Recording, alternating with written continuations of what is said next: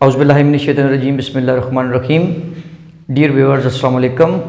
मैं रिज़वान अली दानिश अपने YouTube channel Rizwan Ali Danish classes के प्लेटफॉर्म से एक बार फिर आपको खुशामदीद कहता हूँ। आज मैं आपके लिए जो टेंस लेके आया हूँ उसका नाम है फ्यूचर इंडेफिनिट टेंस। तो जैसा कि फ्यूचर इंडेफिनिट टेंस के नाम से ज़ाहिर है कि आज हम एक नया टेंस शुरू करने जा रहे हैं। इससे पहले आपने प्रेजेंट टेंस पढ़ा, उसकी चारों काइंड्स को आपने बड़ी डिटेल के साथ मैंने आपको पढ़ाया। इसके बाद मैंने आपको पास्ट टेंस पढ़ाया और पास्ट टेंस की जो चारों काइंड्स थी वो मैंने बड़ी डिटेल के साथ आपको पढ़ाई हैं और जिनके लिंक्स मैं डिस्क्रिप्शन में आपको दे दूंगा, आप वहाँ से आसानी के साथ एक्सेस कर सकते हैं। तो आज जो मैं टेंस आपके लिए लेके आई हूँ, इस टेंस का नाम है फ्यूचर इंडेफिनिट टेंस। यानी इस टेंस के अंदर पहले तो आपने समझना कि फ्यूचर क्या होता है, फ्यूचर टेंस क्या होता है। अब आपने ये सुना होगा कि फ़लाँ बंदे का मुस्तकबिल बड़ा ताबनाक है, या उसका जो अगर इंग्लिश में बोलते हैं कहते हैं इसका फ्यूचर बड़ा ब्राइट है। यानी फ्यूचर का मतलब आप अपने जहन में डाल लें कि ये होता है कि जब भी आने वाले वक्त के बारे में बात की जाएगी तो आप अपने माइंड में फ़ौरन फ्यूचर का कंसेप्ट ले आएँ कि ये बात फ्यूचर की हो रही है, आने वाले ज़माने की हो रही है, आने वाले वक्त की हो रही है। तो आज हमने जो टेंस पढ़ना है उसका नाम है फ्यूचर इंडेफिनिट टेंस, यानी फेल मुस्तकबिल मुतलक। तो सबसे पहले हम इसकी तारीफ़ पढ़ेंगे, आपने तारीफ़ की पर गौर करनी है। तो तारीफ़ मैंने यहाँ पर लिख दी है पहले ही आपकी आसानी के लिए। अगर किसी काम का करना या होना आने वाले वक्त यानी ज़माने मुस्तकबिल में पाया जाए तो फेल मुस्तकबिल मुतलक यानी फ्यूचर इंडेफिनिट टेंस कहलाता है। अब मैंने नीचे मिसालें भी लिखी हैं, मिसाल पे गौर करनी है। वो स्कूल जाएगा, मैं टीवी देखूंगा, हम झूठ नहीं बोलेंगे। यानी 3 एग्जाम्पल्स को देखने के बाद आपको बाखूबी इस बात की समझ आ गई है कि ये जो मैंने लिखा है ये आने वाले वक्त के बारे में लिखा है। अगर मैंने ये लिखा है कि वो स्कूल जाएगा, अब ये जाएगा से मुराद ये है कि जब वो वक्त आएगा तो तब की बात हो रही है। अभी वो वक्त आया नहीं है, ना ही वो वक्त मौजूदा है, ना ही वो वक्त गुजरा हुआ है, बल्कि ये आने वाले वक्त में वो स्कूल जाएगा। तो इसी तरह अगर आगे मज़ीद देखते हैं, उर्दू में पहचान मैंने लिखी हुई है किस तरह कि उर्दू फ़िक्रात के आखिर में गा, ये याद रखने जी, गा, गी, गे वगैरह जो है ये आता है। यानी फ्यूचर इंडेफिनिट टेंस के जितने भी फ़िक्रात उर्दू में आएंगे उनके आखिर में गा, गी, गे वगैरह होगा। ये बात आपने अपने जहन में रखनी है। अगर उर्दू फ़िक्रात के आखिर में गा, गी या गे वगैरह आता है तो आप ये समझ लें कि ये जो है टेंस फ्यूचर इंडेफिनिट टेंस है। तो हमने फ्यूचर इंडेफिनिट टेंस के रूल्स को अप्लाई करके इसकी उर्दू से इंग्लिश करनी है। अब आपने मज़ीद गौर करना है कि ये ज़माना इस्तेमाल कहाँ कहाँ होता है, कैसे होता है, कब कब इस ज़माना का हमने इस्तेमाल करना है। सबसे पहले मैंने लिखा हुआ है जी रोज़मर्रा काम। आप देखें जी, रोज़मर्रा काम में आप मिसाल के तौर पर आने वाले वक्त में जो डेली के काम करते हैं वो आप इसमें कर सकते हैं। मसलन मैं ये कहता हूँ कि मैं सुबह सवेरे उठूँगा, ठीक है, फिर मैं नमाज पढ़ूँगा, नमाज पढ़ने के बाद मैं नाश्ता करूँगा, नाश्ता करने के बाद मैं यूनिफॉर्म पहनूँगा, यूनिफॉर्म पहनने के बाद मैं स्कूल जाऊँगा। यानी ये तकरीबन आप डेली फ्यूचर के अंदर फ्यूचर यानी ये आप ज़माना मुस्तकबिल में ये काम रोज़ाना की बेस पे करते हैं। तो जब इस तरह की गुफ्तगू आपने करनी है, इस तरह के फ़िक्रात आपने बोलने हैं या लिखने हैं, तो फिर आपने इन फ़िक्रात को किस में डील करना है, फ्यूचर इंडेफिनिट टेंस में। यानी इसका इस्तेमाल और कहाँ पे होता है, मनसूबाबंदी करना यानी प्लानिंग करना। जब आपको प्लानिंग कर रहे होते हैं किसी भी चीज़ के बारे में, कोई आप प्रोग्राम तरतीब दे रहे हैं, कोई आप किसी जगह पे जाने का प्रोग्राम बना रहे हैं, कोई काम करने का प्रोग्राम बना रहे हैं, तो डेफिनेटली वो आपने आने वाले वक्त के बारे में प्रोग्राम तरतीब देना है ना। तो कोई भी प्लानिंग जब आप कर रहे होते हैं तो वो प्लानिंग आप सारी की सारी फ्यूचर के अंदर कर रहे होते हैं, और वो जितनी भी प्लानिंग होगी वो सारी की सारी प्लानिंग आप उसके प्लानिंग के फ़िक्रात जो हैं वो फ्यूचर इंडेफिनिट टेंस के रूल्स को मद्देनजर रख के आप उनकी इंग्लिश बनाएंगे। अब मैं मिसाल देता हूँ, मसलन मैं कहता हूँ कि मैं मैट्रिक के बाद FSC करूँगा, या मैं मैट्रिक पास करने के बाद कंप्यूटर साइंसेस पढ़ूंगा। अब देखिए ये एक मेरी प्लानिंग है, लेकिन प्लानिंग है आने वाले वक्त की। जब मैं इस तरह के फ़िक्रात बोलूँगा, प्लानिंग से रिलेटेड मैं फ़िक्रात बोलूँगा, तो वो सारे के सारे फ़िक्रात उर्दू से जब मैं उनकी इंग्लिश करनी है तो फिर मुझे फ्यूचर इंडेफिनिट टेंस के फार्मूलाज को अप्लाई करना पड़ेगा। लिखा है किसी बात का अंदाज़ा लगाना या शक जाहिर करना। अब देखें, जब भी किसी बात का अंदाज़ा लगाया जाता है तो डेफिनेटली वो आने वाले वक्त के बारे में अंदाज़ा लगाया जाता है। जब भी प्रिडिक्शन की जाती है या कोई पेशन गोई की जाती है तो वो आने वाले वक्त के बारे में की जाती है। वो ना ही हाल के लिए की जाती है, ना ही माजी के लिए की जाती है, यानी ये वो पास्ट के लिए भी नहीं होती, प्रेजेंट के लिए भी नहीं होती। जब भी कोई आप अपना अंदाज़ा लगाते हैं, कोई गेस करते हैं, तो वो आने वाले वक्त के लिए गेस करते हैं। यानी इससे रिलेटेड जितने भी फिक्रात हैं जिसमें शक पाया जाए, आप वो तमाम के तमाम फिक्रात आपने किस में डील करने हैं? फ्यूचर इंडेफिनिट टेंस में। अब इसकी मिसाल मैं आपको देता हूँ। मसलन किसी बात का आपने अंदाज़ा लगाना है। अब मैं अंदाज़ा लगाता हूँ कि शायद वो अगले साल वापस आ जाएगा, ठीक है। शायद मैं 2 महीनों के बाद दुबई चला जाऊंगा। अब देखिए, शक को जाहिर करने के लिए उर्दू ज़बान में एक लफ्ज़ इस्तेमाल होता है शायद। तो शायद वो मुझे मिलने के लिए आएगा, शायद मैं कल उसे मिलने के लिए जाऊंगा। अब कल मिलने के लिए जाऊंगा, ये कल आने वाला कल है, गुजरा हुआ कल नहीं है, ये आने वाला कल है। तो इस लिहाज से आपने ये बात अपने जहन में रखनी है कि इसका इस्तेमाल रोज़मर्रा आने वाले वक्त में जितने भी रोज़मर्रा के काम होंगे वो सारे के सारे आपने फ्यूचर इंडेफिनिट टेंस में डील करने हैं। मनसूबाबंदी, जब आपने कोई प्लानिंग करनी है तो प्लानिंग करते वक्त आपने अगर इंग्लिश बोलनी है तो आपने टोटली आपने यूज़ करना है किसका? फ्यूचर इंडेफिनिट टेंस का। इसके बाद आपने कोई शक या किसी जिस चीज़ के ऊपर आपको कंफर्मेशन नहीं है तो आपने उसके लिए मुतल्लक कोई बात करनी है तो आपने फिर भी फ्यूचर इंडेफिनिट टेंस को ही मद्देनज़र आके आपने उसकी इंग्लिश करनी है, इंग्लिश से उर्दू करनी है या उर्दू से इंग्लिश करनी है। तो मैं उम्मीद करता हूं कि आपको ये पहले इसके मेन पॉइंट जो है जिसमें डेफिनेशन है, जिसमें पहचान और इसके ये कहाँ कहाँ इस्तेमाल होता है, ये आपको अच्छी तरीके से समझ आ गई होगी। तो डियर व्यूअर्स, अब हम सीखेंगे कि फ्यूचर इंडेफिनिट टेंस के अंदर हेल्पिंग वर्ब कौन कौन से यूज़ होते हैं। और जैसा कि आपको पता है, हेल्पिंग वर्ब इम्पोर्टेंट एक पॉइंट होता है किसी भी टेंस के अंदर। हेल्पिंग वर्ब अगर आपको सही तरीके से क्लियर नहीं है तो आप कोई भी सेंटेंस इंग्लिश का नहीं बना सकते। तो इसलिए हेल्पिंग वर्ब जो है ये आपने इस पर गौर किया करें। कोई भी टेंस हो उसके हेल्पिंग वर्ब के ऊपर आप पूरी तवज्जो किया करें।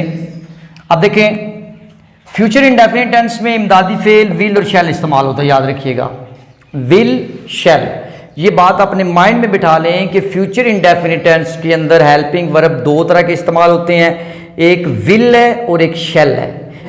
आप इन दोनों के अलावा कोई भी हेल्पिंग वर्ब आप फ्यूचर इंडेफिनिट टेंस में इस्तेमाल नहीं कर सकते। अब देखें जी, अगला सवाल ये पैदा होता है कि विल किसके साथ इस्तेमाल होगा और शैल किसके साथ इस्तेमाल होगा। ये बड़ा अहम सवाल है। बिल्कुल इजी है, आपने थोड़ी सी तवज्जो करनी है। मैंने यहां पर एक पॉइंट लिखा है कि आई और वी के साथ शैल, आई और वी के साथ शैल, बाकी हर किस्म के सब्जेक्ट के साथ आपने विल इस्तेमाल करना है। सिंपली दूसरे अल्फाज में आप ये कह सकते हैं कि फर्स्ट पर्सन सिंगुलर और फर्स्ट पर्सन प्लूरल के साथ आपने क्या यूज करना है? शैल यूज करना है। और बाकी ही, शी, इट, यू, दे, इन तमाम के साथ आपने विल इस्तेमाल करना है। अगर किसी का कोई नाम आ जाता है तब भी आपने विल इस्तेमाल करना है। सिर्फ आपने आई और वी के साथ आपने शैल इस्तेमाल करना है, बाकी तमाम के साथ विल इस्तेमाल करना है। ये बिल्कुल आसान हो गया। अच्छा, अब एक नया कंसेप्ट एडवांस लेवल की इंग्लिश जो बंदे बोल रहे हैं, जो पढ़ा रहे हैं, जो पढ़ रहे हैं, उनके नज़दीक ये है कि अब शैल का कंसेप्ट ख़त्म हो चुका है। अब आप हर किस्म के सब्जेक्ट के साथ आप विल यूज़ करते हैं। लेकिन मेरे नज़दीक मैं कहता हूं कि किसी भी ज़बान की खूबसूरती उसकी ग्रामर होती है, और वो ग्रामर जो है वो नए अंदाज से नहीं बनती। ग्रामर की यानी ज़बान की खूबसूरती यही है कि वो कितनी पुरानी ज़बान है और उसमें कितने पुराने लफ्ज़ इस्तेमाल किए जा रहे हैं। तो यही किसी लैंग्वेज की ब्यूटी होती है, खूबसूरती होती है। तो मैं समझता हूँ कि अगर आई और वी यूज़ किया जाता है सेंटेंस के अंदर, उसके साथ शैल इस्तेमाल होना चाहिए ताकि इस ज़बान की खूबसूरती जो है वो बहाल रहे। अब इसमें यहां पर एक याद रखने वाली बात ये है, सबसे मोस्ट इंपॉर्टेंट पॉइंट है यहां पर, वो ये है कि जब आप किसी फिक्रा के ऊपर या किसी बात के ऊपर जोर देते हैं या ताकीद करते हैं तो वहां पर थोड़ी सी सिचुएशन उल्ट हो जाती है। यानी फिर हेल्पिंग वर्ब जो है वो अपनी जगह को तब्दील कर लेते हैं, वो रिप्लेस हो जाते हैं। यानी अगर शेल आई और वी के साथ लगता है, अगर किसी फिक्रा के अंदर जोर दिया जा रहा था वो शेल जो है वो आई और वी के साथ नहीं लगेगा, लेकिन वहां पर आई और वी बल्कि आई और वी के साथ फिर विल लग जाएगा। अब मैं इसके एक एग्जांपल देता हूं। मैं कहता हूं जी मैं लाहौर जाऊंगा। अब इसकी इंग्लिश ये बनती है आम नॉर्मल, मैं लाहौर जाऊंगा, आई शैल गो टू लाहौर। अब मैं इसके ऊपर जोर देता हूं, मैं कहता हूं कि मैं लाजमी तौर पर लाहौर जाऊंगा, या मैं जरूर लाहौर जाऊंगा, या मैं हर सूरत में लाहौर जाऊंगा। तो अब यहां पर आपने क्या करना है, अब आई के साथ लगना शैल था, लेकिन फिक्रे की नोयत को आपने देखना है कि मैं इस फिक्रे के ऊपर जोर दे के अब कह रहा हूं कि मैं लाहौर लाजमी जाऊंगा या मैं लाहौर हर सूरत में जाऊंगा। मैं ताकीद कर रहा हूं, जोर दे रहा हूं। तो फिर अब यहां पर आपने शैल नहीं लगाना, यहां पर आपने फिर क्या लगा लेना है, विल लगाना है। I will go to Lahore. तो फिर जब तर्जमा करने वाला बंदा तर्जमा इसका इस तरह करेगा कि मैं हर सूरत में लाहौर जाऊंगा। इसी तरह आप मिसाल के तौर पर एक आपके सामने आ जाता है फिक्रा सिंपली कि तुम लाहौर जाओगे। अगर तो ये बिल्कुल आम लहजे से बात हो रही है, बिल्कुल रिलैक्स मूड में किसी को कहा जा रहा है कि तुम लाहौर जाओगे, तो फिर आप उसको इस तरह करेंगे, तो फिर आप उसको इस तरह कहेंगे कि you will go to Lahore, तुम लाहौर जाओगे।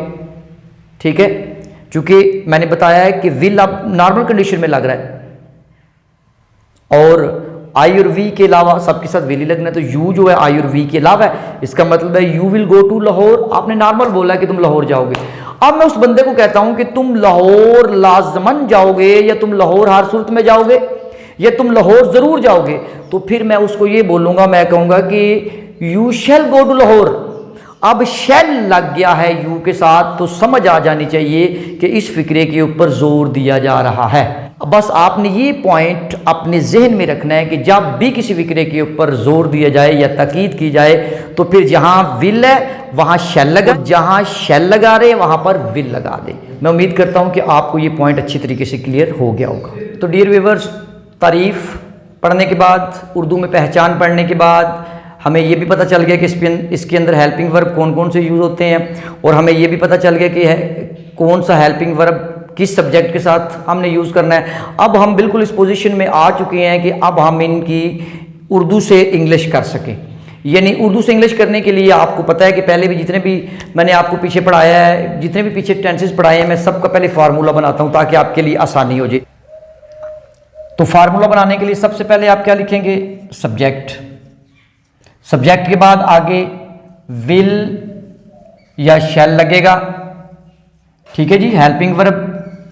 इसके बाद फर्स्ट फॉर्म ऑफ वर्ब,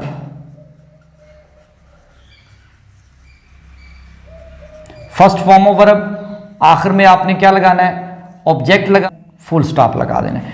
अब ये फार्मूला मैंने आपके सामने जो बनाया है, इसमें कोई नई चीज नहीं है, सिर्फ नई चीज एक ही ऐड होती है। मैं बारहा आपको बता चुका हूं, हर टेंस के अंदर मैं आपको बताता हूं वो नई चीज क्या है, क्या है हेल्पिंग वर्ब।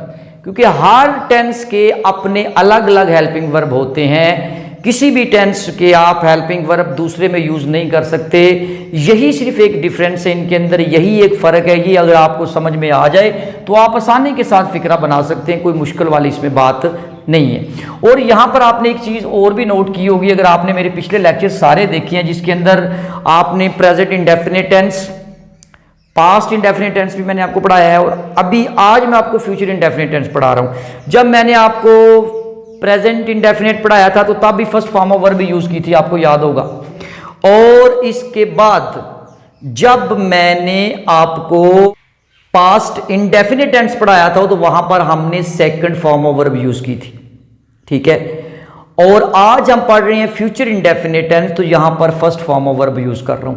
यानी इससे क्या जाहिर हुआ कि दो टेंसेस, दो जमानों के अंदर, यानी प्रेजेंट इंडेफिनिट टेंस और फ्यूचर इंडेफिनिट टेंस के अंदर आपने first form of verb use करनी है, लेकिन पास्ट इंडेफिनिट टेंस के लिए आपने second form of verb use करनी है सिंपल सेंटेंसेस के लिए। ठीक है, तो आज का हमारा फोकस चूंकि पूरे का पूरा फ्यूचर इंडेफिनिट टेंस पे है, तो आप अपनी तवज्जो को इस तरफ लेके आए। सब्जेक्ट लगा दिया, तो सब्जेक्ट मैं हर दफा लिखता हूं, अब भी लिखूंगा फाइल, काम करने वाला। ये आपके पास क्या है जी, इमदादी फेल, ये है फेल की हालत, और ये है आपके पास मफऊल, और आखिर में आपने लगा देना फुल स्टॉप। अब इस फार्मूला की मदद से हम फ्यूचर इंडेफिनिट टेंस का कोई भी फिक्रा जिसके आखिर में गा, गी, गे होगा, हम उसको बाआसानी उर्दू से इंग्लिश में मुंतकिल कर सकते हैं। तो अब हम कुछ फिक्रात लिखेंगे प्रैक्टिस के लिए, 2-3 फिक्रात लिख के फिर हम उनकी इंग्लिश बनाएंगे, वो देखते हैं कि किस तरह उनकी इंग्लिश बनती है। ले जी, मैंने उर्दू लिख ली है, गौर करें। वो स्कूल जाएगा, अब मैं इसकी इंग्लिश बनाता हूँ जी। वो स्कूल जाएगा, कोई मुश्किल नहीं है। ही, अब ही के साथ विल लगेगा ना, ही विल गो पहली फॉर्म होगी, टू स्कूल। अच्छा, अब मैं इसी फिक्रा को आपकी वो कंफ्यूजन दूर करने के लिए जो मैंने थोड़ी देर पहले आपको बताया, अब मैं कहता हूं कि वो जरूर स्कूल जाएगा, वो जरूर स्कूल जाएगा। तो अब आप फिर इसकी इंग्लिश कैसे करेंगे, आप लिखेंगे ही, अब यहां पर विल नहीं लगाएंगे क्योंकि इस फिक्रा के ऊपर जोर दिया जा रहा है कि वो जरूर स्कूल जाएगा। तो फिर आप क्या करेंगे, ही शैल गो टू स्कूल। अच्छा, अब इन दोनों में जरा आपने इन दोनों सेंटेंसेस के ऊपर आपने जरा गौर करनी है। अगर तो ये उर्दू के बगैर कई सेंटेंसेस आपके सामने दोनों लिखे हुए आ जाते हैं ना, ठीक है, तो आपको कोई कहता है कि इन दोनों में से टिक करो भाई, ये ऊपर वाला ठीक है या नीचे वाला ठीक है। असूलन तो ऊपर वाला ठीक होगा, he will go to school, ठीक है, चूंकि आई और वी के साथ शैल लगता है, बाकी सबके साथ विल लगाना है, तो ही भी उसी में ही आता है, विल ही लगेगा। लेकिन अगर नीचे वाले फिक्रा के साथ शैल लगा हुआ है तो ये भी अपने माइंड में आपने बात रखनी है कि हमने ये पढ़ा हुआ है कि शेल भी इस्तेमाल हो सकता है, लेकिन उसके लिए एक कंडीशन उसके ऊपर इंपोज की जाती है। वो कंडीशन ये है कि उस फिक्रे के ऊपर ताकीद होती है या उस काम के करने के ऊपर जोर दिया जाता है। तो अगर यहां पर लिखा हुआ ना ही शैल गो टू स्कूल, तो आप ये कह सकते हैं कि यहां पर ये कहा जा रहा है कि वो जरूर स्कूल जाएगा। आप इसको गलत कंसीड नहीं करेंगे, इसको रॉन्ग कंसीड नहीं करेंगे, बल्कि ये पढ़ेंगे कि वो जरूर स्कूल जाएगा। ये पॉइंट आपने अपने माइंड में हर सूरत में रखना है। इसके बाद है हम टीवी देखेंगे। अब देखें वी, अब देखिए वी के साथ वैसे नॉर्मल कंडीशन में लगता है शेल वॉच टीवी, हम टीवी देखेंगे। तो हम ये भी तो कह सकते हैं ना कि हम जरूर टीवी देखेंगे। तो फिर मैं क्या करूंगा, फिर मैं लिखूंगा वी विल वॉच टीवी। अब ये दोनों सेंटेंसेस अपनी अपनी जगह पे ठीक है।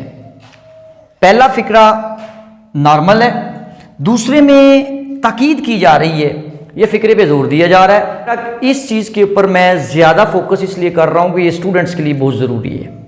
जो मैट्रिक लेवल के स्टूडेंट्स हैं, एफए या ग्रेजुएशन लेवल के स्टूडेंट्स हैं, उनके लिए इस तरह की चीज़ें जो छोटी छोटी ग्रामेटिकली होती हैं, वो एग्जामिनर भी इस तरह की चीज़ें पूछ लेता है, एमसीक्यूज़ के अंदर पूछ लेता है या कोई फिक्रा दे के आपसे पूछ लेता है। तो इन चीज़ों के ऊपर आपने फोकस करना होता है। असल में एग्जामिनर जब इस तरह की कोई चीज़ देता है जिसमें कोई ऐसा पॉइंट, कन्फ्यूजिंग पॉइंट होता है, तो वो ये जज करना चाह रहा होता है कि इसको ग्रामर के बारे में, यानी इस स्टूडेंट को ग्रामर के बारे में कितना नॉलेज है। इसलिए जो स्टूडेंट्स हैं वो इस पॉइंट को बागौर इसका जायज़ा लें और अपने माइंड में इसको बिठा लें कि विल और शैल का इस्तेमाल कैसे इंटरचेंज होता है या रिप्लेस होता है। अब हमने नेगेटिव सेंटेंसेस बनाने का फार्मूला पढ़ना है, तो उस पर आपने तवज्जो करनी है। सबसे पहले आपने क्या करना है जी, सब्जेक्ट लगा लिया। सब्जेक्ट के बाद आपने नेक्स्ट क्या लगाना है, विल या शैल। इसके बाद आपने चूंकि नेगेटिव बना रहे हैं तो नॉट लगाना पड़ेगा आपको। नॉट लगाने के बाद आपने यहां पर क्या कर लेना जी, फर्स्ट फॉर्म ऑफ वर्ब, आखिर में आपने ऑब्जेक्ट लगा के फुल स्टॉप लगा देना है। ठीक है, इस पे आपने जरा तवज्जो करनी है, कोई नई चीज नहीं है, सिर्फ नॉट आ गया। नॉट क्यों लगाना है, हमने नेगेटिव बनाने हैं तो हमें डेफिनेटली नॉट इसमें लगाना पड़ेगा। तो ये फार्मूला बिल्कुल सिंपली आपके सामने फ्यूचर इंडेफिनिट टेंस का मैंने लिख दिया है। अब हम कोई भी फिक्रा नेगेटिव जो कि फ्यूचर इंडेफिनिट टेंस का हो, नेगेटिव हो, तो हम इस फार्मूला की मदद से उसकी उर्दू से इंग्लिश कर सकते हैं। अब हम कुछ फिक्रात लिखते हैं और फिर उनकी इंग्लिश बना के चेक करते हैं। पहला फिक्रा मैंने लिखा है जी, मैं झूठ नहीं बोलूंगा। तो इसकी इंग्लिश आप क्या करेंगे, आई शैल नॉट टेल अ लाई, मैं झूठ नहीं बोलूँगा। ये फिक्रा मैंने इंग्लिश में बना लिया, बिल्कुल सिंपली, कोई मुश्किल पेश नहीं आई मुझे।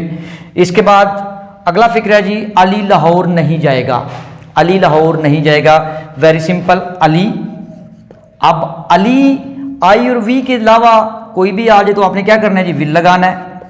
Simply Ali will not Lahore. तो इस तरह हमने फ्यूचर इंडेफिनिट टेंस के नेगेटिव फिक्रात की इंग्लिश बनाना भी सीख ली है। सिंपल सेंटेंसेस और नेगेटिव सेंटेंसेस बनाने के बाद अब हम इंटेरोगेटिव सेंटेंसेस बनाने का फार्मूला सीखेंगे और इसके साथ साथ नेगेटिव इंटेरोगेटिव, इन दोनों फार्मूले जो है वो अब हम यहाँ पर बनाना सीखेंगे। सबसे पहले इंटेरोगेटिव सेंटेंसेस बनाने का फार्मूला हम क्रिएट करेंगे। सबसे पहले तो आप ये बात आपके माइंड में होनी चाहिए कि जब भी आप इंटेरोगेटिव का कोई भी फार्मूला बनाते हैं तो हेल्पिंग वर्ब शुरू में आ जाते हैं, यानी विल या शैल दोनों में से एक आपने चूज करना है। इसके बाद आपने उसी तरह क्या कर लेना है, सब्जेक्ट लगा लेना है। सब्जेक्ट के बाद आपने फर्स्ट फॉर्म ऑफ वर्ब, इसके बाद आपने ऑब्जेक्ट लगाना है। ऑब्जेक्ट लगाने के बाद आखिर पे आपने क्वेश्चन मार्क लगा लेना है, यानी सवालिया निशान लाजमी आपने लगाना है। अब आप कोई भी फिक्रा उठा के देख लें, मसलन मैं एक फिक्रा लिखता हूं, वो ये फिक्रा लिखता हूं, क्या तुम चाय पियोगे। अब इसकी इंग्लिश बनाते हैं, बिल्कुल सिंपल है। सबसे पहले तो आपने ये देखना है कि तुम, यानी यू इसके अंदर सब्जेक्ट है तो यू के साथ लगेगा विल यू टेक टी। ठीक, ले जी, इंटेरोगेटिव सेंटेंसेस बनाने का फार्मूला आपने सीख लिया। अब अगर आपने यहां पर डबल इंटेरोगेटिव बनाना है तो जिस तरह पहले मैं आपको काफी दफा बता चुका हूं कि आप यहां पर क्वेश्चन वर्ड सिर्फ लगाना है, बाकी डबल इंटेरोगेटिव बनाना कोई मुश्किल नहीं है। पिछले सारे टेंसेस के अंदर मैं बड़ी तफसील के साथ आपको ये सारी चीजें बता चुका हूं। अब हमने अगला पढ़ना है नेगेटिव इंटेरोगेटिव। तो नेगेटिव इंटेरोगेटिव के लिए कोई मुश्किल नहीं है, इसी फार्मूला को अगर हम आगे चलाते हैं तो विल या शेल जो है वो फिक्रे के शुरू में आ जाता है। ठीक है, इसके बाद आपने सब्जेक्ट ही लगाना है, लेकिन चूंकि ये नेगेटिव इंटेरोगेटिव है तो सब्जेक्ट के बाद आपने क्या कर देना है, नॉट लगा देना है। नॉट लगाने के बाद आपने उसी तरह फिर फर्स्ट फॉर्म ऑफ वर्ब और आखिर में आपने लगाना है ऑब्जेक्ट और क्वेश्चन मार्क। तो अब हम इसी फिक्रे को ले लेते हैं जो फिक्रा ऊपर लिखा है हमने कि क्या तुम चाय नहीं पियोगे। क्या तुम चाय नहीं पियोगे, तो फिर मैं क्या करूंगा, will you not take tea. तो माय डियर व्यूअर्स, आज हमने फ्यूचर इंडेफिनिट टेंस मुकम्मल पढ़ लिया है और मैं उम्मीद करता हूं कि इसके कंसेप्ट काफ़ी हद तक आपको क्लियर हो गए होंगे। अब हमने एक दफ़ा सारे टेंस का रिव्यू करना है।